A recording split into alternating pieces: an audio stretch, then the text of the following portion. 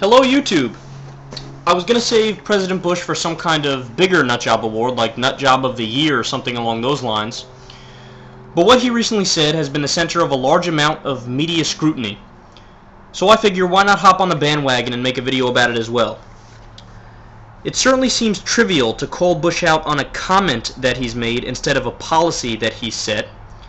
But America has gotten so desensitized to the wrongdoings of his administration that serious criticism about serious matters seems to fall on deaf ears, and sensationalism gets all the news coverage.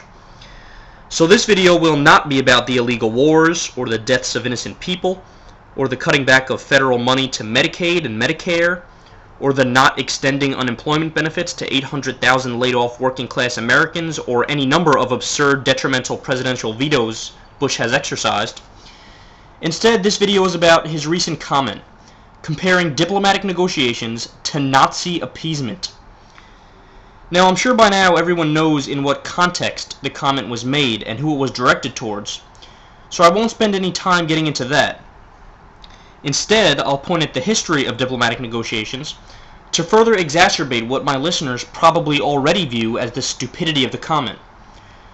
So here's a question I truly would like to ask Mr. Bush.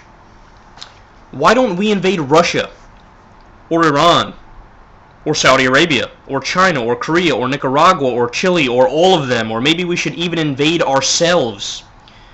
Because these are just a couple of the places that either you would contend have engaged in terrorism, or truly have engaged in terrorism.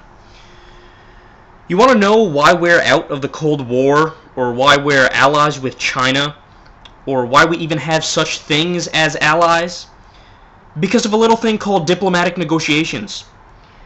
It's a sad day when a 20-year-old punk kid has to make a YouTube video to correct the historical ignorance displayed by the President of the United States of America.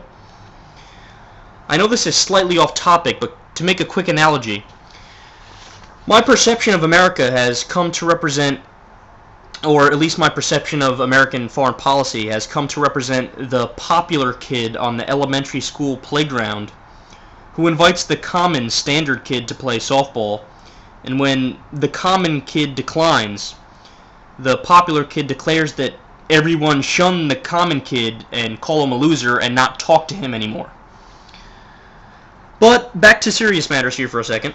A legitimate question to ask me would be, but Kyle, what about our diplomatic negotiations with Hitler? Isn't that exactly what Bush was talking about? And the answer to this is actually shockingly simple, and that actually may be part of the reason why it has escaped so many people's minds. Nobody diplomatically negotiated with Hitler.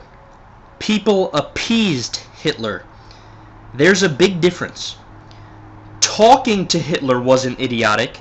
Giving him half of Czechoslovakia and looking the other way as he invaded other countries was idiotic. Now, I know the good old Bush's stupid line is getting played out, but on a very serious note, how is it humanly possible that the president of the world superpower can't draw a distinction between diplomatic negotiations and appeasement?